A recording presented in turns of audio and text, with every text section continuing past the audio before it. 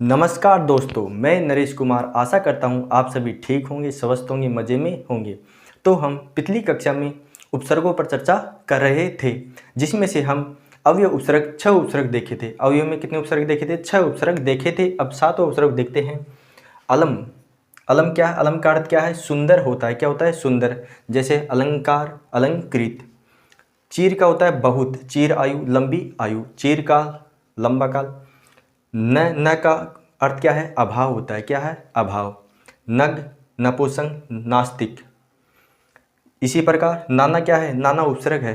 नाना का मतलब क्या होता है? छोटा होता है। क्या अर्थ है इनका? छोटा अर्थ है। नाना रूप, नाना जाति। इसी प्रकार पुरुष, पुरुष का अर्थ क्या आता है? सामने। पुरस्कार, पुरस्चरण। इसी प्रकार पुरा का मतलब क्या होता है? पहले। पुरा का अर्थ क्या होता है? पहले।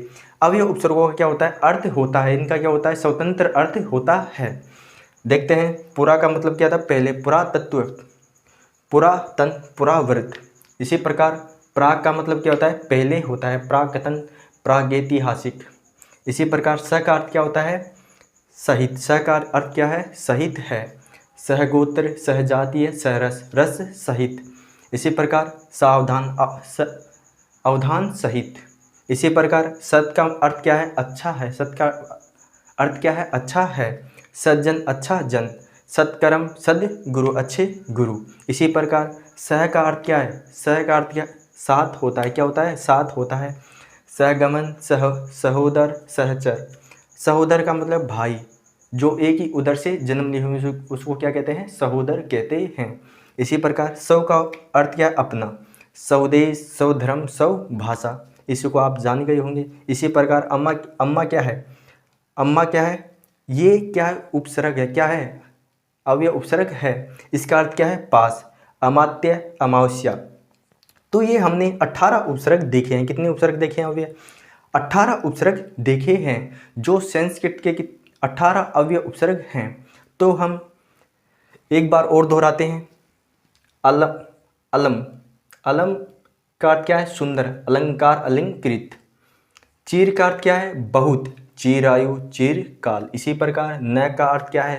अभाव होता है। न का अर्थ क्या होता है? अभाव। नग, नपुंसक, नास्तिक।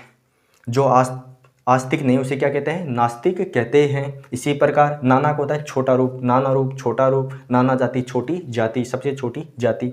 इसी प्रकार पुरुष यानी सामने, पुरस्कार, पुरस्चरण, पुरातत्व। पुरा का अर्थ क्या है? पहले होता है। क्या होता है? पहले। पुरातत्व, पुरातन, पुरावृत। इसी प्रकार प्राक का अर्थ भी क्या है? पहले ही है। प्राकथन, पहले का कहा हुआ कथन। प्रागैतिहासिक, पहले का ऐतिहासिक। इसी प्रकार स का अर्थ क्या है? सहित। स का अर्थ क्या होता है? सहित होता है।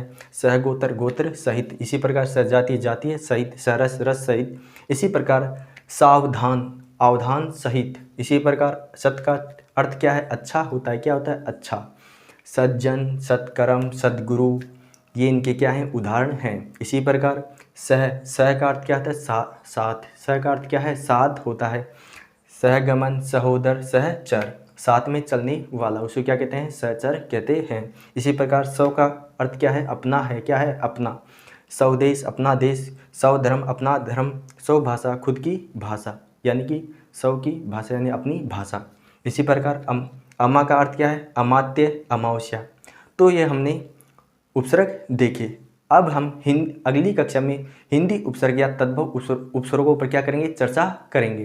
तो आज के लिए इतना ही। धन्यवाद।